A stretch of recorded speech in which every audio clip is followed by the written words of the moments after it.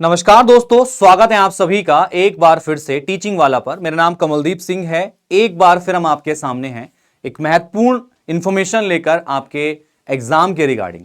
अगर हम बात करते हैं उत्तर प्रदेश में किस तरीके से आप शिक्षक बन सकते हैं या क्या अल्टरनेटिव है सीटेट का उत्तर प्रदेश में शिक्षक बनने के लिए, तो वहां एक ही नाम आता है UP TET, Uttar Pradesh teacher eligibility test. ठीक है, अगर मैं बात करता हूं यूपी टेट क्या है, कौन कौन इस फॉर्म को भर सकता है, इसका सिलेबस क्या है, उम्र सीमा क्या है, यहां पर इस सर्टिफिकेट की वैलिडिटी क्या है, या फॉर्म जो भर सकते हैं आप कब भर सकते हैं, तो आइए इसको एक बार हम डिस्कस कर लेते हैं डिटेल में। तो सबसे पहले अगर हम बात करते हैं कि यूपी टेट क्या है, तो यूपी टेट की जो कंप्लीट जानकारी है आज के इस वीडियो में आपको मिलने वाली है।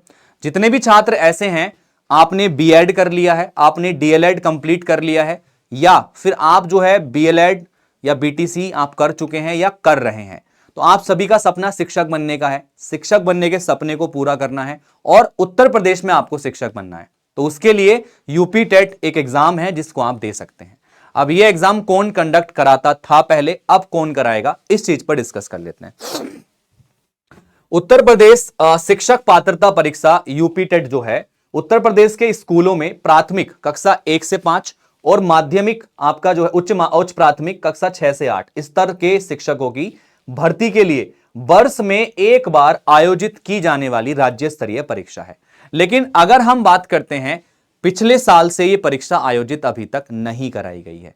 अब उसका रीजन क्या रहा है, या पिछले कुछ समय से इस परीक्षा के आयोजन ना होने का जो रीजन है वो क्या रहा है, इसके बारे में जान लेते हैं। उत्तर प्रदेश में पहले जो इसको कराता था वो यूपी बीईबी बोर्ड कराता था। ठीक है, यानी कि Uttar Pradesh basic education board इस परीक्षा को आयोजित यहां पे कराता था। इस बार कयास ये लगाए जा रहे हैं कि उत्तर प्रदेश में शिक्षा का जो नया आयोग गठित हुआ है वो इस परीक्षा को आयोजित यहां पे कराएगा। अब इसमें कितनी सच्चाई है या क्या क्लैरिटी है, वो तो नए आयोग से आने वाले नोटिफिकेशन के बाद ही हम बता सकते हैं। लेकिन इस बार कंफर्म है, ये जो एग्जामिनेशन है इस साल डेफिनेटली आपका होगा। रीजन क्या है, पिछले काफी समय से इस एग्जाम को नहीं देखा गया है उत्तर प्रदेश में या नहीं कराया गया है, लेकिन इस बार यह एग्जाम डेफिनेटली कराया जाएगा। इसको लेकर चर्चाएं शुरू हो गई हैं। ठीक है, तो आप लोगों को भी अपनी प्रिपरेशन को शुरू करना पड़ेगा। अब समझिएगा, उत्तर प्रदेश टीटी का जो एग्जाम है या यूपी टीटी का जो एग्जामिनेशन है उसका पैटर्न क्या होता है, मैं एक बार आपको समझा देता हूं। इसमें कुल प्रश्नों की संख्या 150 होती है। टोटल अवधि या टोटल टाइम की मैं बात करूं, 2.5 घंटे का समय आपको दिया जाता है। इसके अंदर प्रश्नों के प्रकार बहुविकल्पीय मल्टीपल चॉइस क्वेश्चंस होते हैं। टोटल अंक कितने अंकों का पेपर होता है, 150 अंकों का कुल पेपर होता है। परीक्षा का तरीका ऑफलाइन है, यानी कि ये ओएमआर सीट पे आंसर को फिल करके इस एग्जाम को कंडक्ट कराया जाता है। नेगेटिव मार्किंग इसमें कोई भी नहीं होती है और इसमें सेक्शनल कट ऑफ भी नहीं होती है। अब बात उठती है कि एग्जाम का सिलेबस क्या है या कौन कौन से सब्जेक्ट आपको प्रिपेयर करने हैं, परीक्षा पैटर्न क्या है इसका।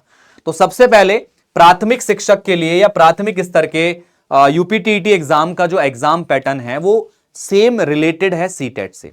जैसे कि सीटेट में बाल विकास शिक्षण शास्त्र के 30 प्रश्न आते हैं 30 नंबर के, ऐसे इसमें आते हैं। पर्यावरण अध्ययन के 30 क्वेश्चन 30 नंबर के, ऐसे इसमें आते हैं। साथ के साथ भाषा 1, भाषा 2, गणित, ये 30-30 नंबर के पूछे जाते हैं। टोटल 150 नंबर का पेपर होता है, 150 अंक आपको दिए जाते हैं और 150 मिनट का ही समय होता है। ठीक है, ये हो गया पेपर 1 का एग्जाम पैटर्न। अब बात कर लेते हैं पेपर 2 की। पेपर 2 के लिए आपको सीडीपी या बाल विकास शिक्षा शास्त्र के 3 प्रश्न मिलेंगे। साथ में भाषा 1, भाषा 2 के 30 क्वेश्चंस मिलेंगे। इसमें विज्ञान और गणित या फिर सामाजिक विज्ञान 2 शाखाएं बढ़ जाती हैं। अगर आप जो है सोशल साइंस से इस एग्जाम को देना चाहते हैं तो आपको 60 प्रश्न सोशल साइंस के मिलेंगे। आप अगर गणित विज्ञान से इस एग्जाम को देना चाहते हैं तो 60 प्रश्न गणित और विज्ञान के मिलेंगे। इसका जो एग्जाम लेवल होता है सीटेट के एग्जाम से थोड़ा सा डिफिकल्ट होता है। ठीक है, हाई लेवल क्वेश्चन थोड़े ज्यादा पूछे जाते हैं इसमें।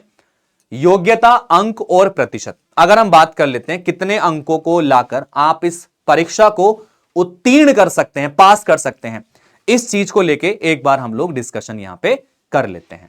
तो चलिएगा, सबसे पहले अगर मैं बात करता हूं तो सामान्य वर्ग के छात्र के लिए 60% अंकों की आवश्यकता होती है।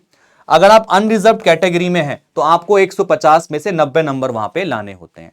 आप अगर ओबीसी, एससी या एसटी कैटेगरी से आते हैं तो 55% मार्क्स लाके आप इस एग्जाम को उत्तीर्ण कर सकते हैं, यानी कि 82 नंबर लाके 150 में से आप इस परीक्षा को उत्तीर्ण कर सकते हैं। ठीक है, यूपीटीटी के बाद अवसर क्या क्या होते हैं मैं इनको भी एक बार बता देता हूं।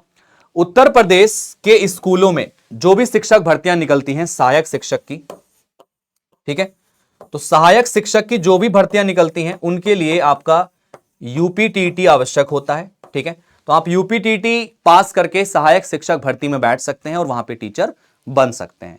यूपीटीटी क्वालिफाई करना उम्मीदवारों के लिए कुछ नए अवसर खोलता है, जैसे सुपर टीटी का एग्जाम होता है, ठीक है, और कहीं कहीं पर असिस्टेंट टीचर के एग्जाम के लिए भी इसको वैलिड माना जाता है। ठीक है, अब सवाल यह उठता है कि कौन कौन इस परीक्षा को दे सकता है, एलिजिबिलिटी क्या होती है इस एग्जाम की। ठीक है, साथ के साथ में क्या आप यूपी टेट एग्जाम दे पाएंगे, पात्रता मानदंड क्या है, इसकी एलिजिबिलिटी क्राइटेरिया क्या है, आज के इस वीडियो में यह भी समझा देता हूं। अगर आप शैक्षणिक योग्यता जानना चाहते हैं कि आपके पास कौन कौन सी डिग्री या डिप्लोमे होने चाहिए करने के लिए, तो एक बार समझिएगा। सबसे पहले प्राथमिक शिक्षक बनने के लिए या पहली से पांचवी के लिए परीक्षा देने के लिए आपके पास क्या क्वालिफिकेशन होनी जरूरी है। आपने सीनियर सेकेंडरी यानी कि 12th एग्जाम आपने पास कर रखा हो या इसके इक्विवेलेंट कोई एग्जाम आपने पास किया हो। साथ के साथ में आपने 2 वर्षों के साथ में कोई डिप्लोमा एलिमेंट्री एजुकेशन में, जिसको हम डीएलएड के नाम से जानते हैं, तो आपने जो है 2 वर्षों का कोई एलिमेंट्री एजुकेशन में डिप्लोमा किया हुआ है। ठीक है, 12th के साथ में, जैसे कि डीएलएड, तो 12th के साथ आपने डीएलएड कर रखा है 2 वर्षों का डिप्लोमा, तो आप इसमें एलिजिबल माने जाते हैं। 50% अंकों के साथ आपने सीनियर सेकेंडरी यानी 12th कर रखा हो और 4 साल का जो आपका डिप्लोमा होता है जिसको आप लोग बोलते हैं बीएलएड, ठीक है, 4 साल की जो डिग्री होती है इसको बीएलएड के नाम से जाना जाता है, और आपने बीएलएड कर रखा हो तो आप इसके लिए एलिजिबल हैं। बीटीसी, ठीक है, आपने कर रखा हो, आपने जेबीटी कर रखा हो, क्योंकि ये डिप्लोमा एजुकेशन में अलग अलग नाम से अलग अलग जगह जाने जाते हैं, तो ये अगर आपने किए हुए हैं तो आप इस परीक्षा को दे सकते हैं यहां पर। ठीक है, अगर मैं बात करता हूं इसकी, आगे चलते हैं 6 to 8 की। 6 to 8 के लिए क्या क्या आपने किया होना चाहिए समझिएगा। सबसे पहले तो आपने प्रारंभिक शिक्षा में 2 साल के डिप्लोमा के अंतिम वर्ष में हो या स्नातक आपने कर रखा हो, ठीक है, स्नातक और उत्तीर्ण हो, तो समझिएगा आपने 12th कंप्लीट कर रखा हो। इसमें 12th के साथ आपका जो ग्रेजुएशन है, ग्रेजुएशन आपने कर रखा हो, साथ में आपने बीएड किया हो, ठीक है, तो आप इसमें एलिजिबल हैं। ठीक है, या फिर आपने जो है 12th किया हो, ठीक है, आपने डीएलएड किया हो, ठीक है, और ग्रेजुएशन आपने कर रखी हो, तो आप इसके लिए एलिजिबल हैं। तो 50% अंकों के साथ स्नातक आपने कर रखा हो, 1 वर्ष स्नातक जो 1 साल का बीएड होता है वो आपने कर रखा हो, ठीक है, तो आप एलिजिबल हैं। एनसीटी के अनुसार कम से कम 45% अंकों के साथ आपने ग्रेजुएशन किया हो और आपने बीएड किया हो, तो आप इसके लिए एलिजिबल हैं। 50% अंकों के साथ आपने सीनियर सेकेंडरी 4 साल का अंतिम जो बीए, बीएड, बीएससी जो आपका इंटीग्रेटेड कोर्स होता है, जिसमें बीएससी के साथ आपका बीएड भी हो जाता है, बीएससी एड या बीएड कर रखा हो, 4 साल का इंटीग्रेटेड कोर्स, तो भी आप इसके लिए एलिजिबल माने जाते हैं। ठीक है, बट मान के चलिए कि इसमें बीएड आपका जरूरी होता है, तो आप इसमें परीक्षा को दे सकते हैं। ठीक है, तो ये एलिजिबिलिटी क्राइटेरिया है। अब बात उठती है कितनी आयु के व्यक्ति या कितने आयु के छात्र इस परीक्षा में बैठ सकते हैं, इसको भी जरा थोड़ा सा समझ लेते हैं। तो यूपीटीटी में आवेदन करने के लिए आवेदक की जो न्यूनतम आयु है वो 18 वर्ष होनी चाहिए, यानी कि आपने 18 वर्ष कंप्लीट कर लिए हो तो आप इस परीक्षा को दे सकते हैं। अपर एज लिमिट इसमें एग्जिस्ट नहीं करती है, आप चाहे 50 साल के हैं तो भी आप इस परीक्षा में बैठ सकते हैं। ठीक है, चलिएगा, अब सवाल ये उठता है कि इसका सिलेबस क्या है, तो मैं आपको जस्ट मैथमेटिक्स का सिलेबस दिखा रहा हूं, कंप्लीट सिलेबस नहीं दिखा रहा हूं। मैथमेटिक्स के पेपर 1 में क्या क्या चीजें आपको पढ़नी होती हैं उस सिलेबस पर एक बार हम लोग नजर डाल लेते हैं जल्दी से। तो पेपर 1 का जो सिलेबस है उसमें नंबर है, संख्याओं का जोड़ घटाव गुणा भाग, एचसीएफ एलसीएम है, फ्रैक्शन है, ठीक है, डेसिमल है, आपके परसेंटेज है, यूनिटरी मेथड्स हैं, प्रॉफिट एंड लॉस आता है, सिंपल इंटरेस्ट आता है, plane, line, angle, triangle, circle, ये ज्योमेट्री के पार्ट हैं। मेजरमेंट में टाइम, वेट, कैपेसिटी, लेंथ और टेम्परेचर, ये सारी चीजें आती हैं। पैरामीटर्स में ट्राइंगल, सर्कल, क्वाड्रिलेटरल, है ना, इन सब की चीजें पूछी जाती हैं। कैलेंडर से क्वेश्चन बनता है, मनी, आंकड़ों का प्रस्तुतिकरण या डेटा रिप्रेजेंटेशन से क्वेश्चन बनता है। एरिया में आपके स्क्वायर, रेक्टेंगल के एरिया पूछ लिए जाते हैं। वॉल्यूम में आपके क्यूब, क्यूबॉइड के वॉल्यूम पूछ लिए जाते हैं। टाइम टेबल के हिसाब से रेलवे और बस की समय सारणी के हिसाब से क्वेश्चंस बन जाता है। पैडागोजी के भी क्वेश्चंस यहां पूछे जाते हैं, लेकिन कम मात्रा में पूछे जाते हैं। आपका गणित या तार्किक चिंतन की प्रकृति यानी कि जो नेचर ऑफ मैथमेटिक्स है उससे रिलेटेड क्वेश्चन, बालक के चिंतन, तर्क शक्ति पैटर्न, ठीक है, साथ में अर्थ निकालने और अधिगम की कार्य नीतियों को समझना, पाठ्यचर्या में गणित का स्थान, गणित की भाषा, सामुदायिक गणित, शिक्षण की समस्याएं, ठीक है, औपचारिक अनौपचारिक पद्धतियों से माध्यम से मूल्यांकन करना, त्रुटि विश्लेषण करना, अधिगम अध्यापन के प्रासंगिक पहलू, नैदानिक उपचारात्मक शिक्षण। तो ये सभी चीजें जो हैं ये यूपी टेट के सिलेबस का पार्ट है, ठीक है।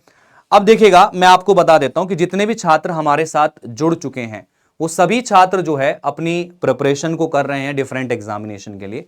आप अगर उत्तर प्रदेश से बिलोंग करते हैं तो ये एग्जाम आपके शिक्षक बनने के सपने को पूरा करेगा। इसको पार करके या इसको पास करके आप शिक्षक भर्तियों में बैठ सकते हैं। अब आपको किस तरीके से ज्वाइन करना है आपके प्रिपरेशन करने के लिए मैं आपको बता देता हूं। सबसे पहले देखिएगा, ध्यान से समझिएगा, देखिए अगर हम बात करते हैं यहां पे तो आप हमारे साथ जुड़ के अपनी प्रिपरेशन को बेटर कर सकते हैं। सबसे पहले आपको जो है गूगल पे जाना है और सर्च करना है आपका PW लाइव, ठीक है। तो PW लाइव जब आप सर्च करेंगे तो आप हमारे कोर्सेज को देख पाएंगे। तो PW लाइव की तरफ मैं आपको लेके चलता हूं जहां पे आप हमारे कोर्सेज को देख पाएंगे। देखिएगा, फिजिक्स वाला पे आप जब पहुंचेंगे, इसको ओपन करेंगे आप फिजिक्स वाला को यहां से, तो ये कोर्सेज आपके सामने खुल के आ जाएंगे। यहां से आपको लॉगिन करना है। लॉगिन करके जाएंगे तो आपको नंबर से लॉगिन करना पड़ेगा या फिर आप जो भी आपके पास में ईमेल आईडी है उससे आप लॉगिन कर सकते हैं। तो मैं एक बार आपको लॉगिन करके दिखा देता हूं यहां पे, ठीक है, किस तरीके से आप लॉगिन करके सेलेक्ट कर सकते हैं एग्जामिनेशन को। तो चलिएगा,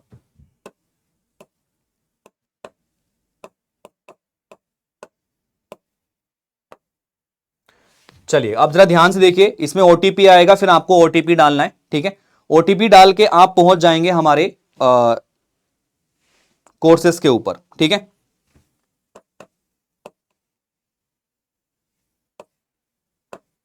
चलिए भाई, तो ये हमारा पूरा कोर्सेस यहां से निकल के आ जाएगा। देखो ये सारे कोर्सेस आपको दिख जाएंगे। आप जब नीचे आते हैं तो आपको सारे कोर्सेस या बैचेस यहां पे दिख जाएंगे। देखो ये आप पूरा देख सकते हैं। तो यहां टीचिंग महापैक में आप जुड़ सकते हैं। अभी होली ऑफर में आपको 85% का डिस्काउंट यहां पे मिल रहा है, ठीक है।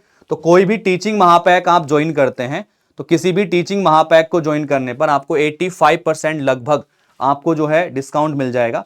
और 1 साल की वैलिडिटी में आप जो है 2 साल तक अपने कोर्सेज की प्रिपरेशन कर सकते हैं। चाहे आप उसमें यूपी टेट की तैयारी करें, चाहे सुपर टेट की तैयारी करें, उसमें कोई लिमिटेशन नहीं है। आपको अनलिमिटेड कोर्सेज अवेलेबल होंगे 1 साल के प्राइस में 2 साल तक, ठीक है। तो आप ज्वाइन कर सकते हैं, इस तरीके से हमारे साथ जुड़ के अपनी प्रिपरेशन को बेटर कर सकते हैं। तो डिफरेंट एग्जामिनेशन के लिए हमारी तैयारी यहाँ पे चल रही है, जिसमें आप तैयारी करके अपने एग्जाम को और बेटर, अपनी प्रिपरेशन को और बेटर यहाँ पे कर सकते हैं भाई, ठीक है। चलिएगा, तो महापैक आपको बहुत कम प्राइस में मिल जाएगा। हमारे पास सारे कोर्सेज अवेलेबल यहाँ पे अभी हैं। So all the best guys and take care. उम्मीद है आप सभी को इन्फॉर्मेशन यहाँ से यूजफुल में लगी होगी। तो जुड़िएगा जरूर हमारे साथ अपनी प्रिपरेशन को बेटर करने के लिए। So all the best, take care, thank you and bye bye.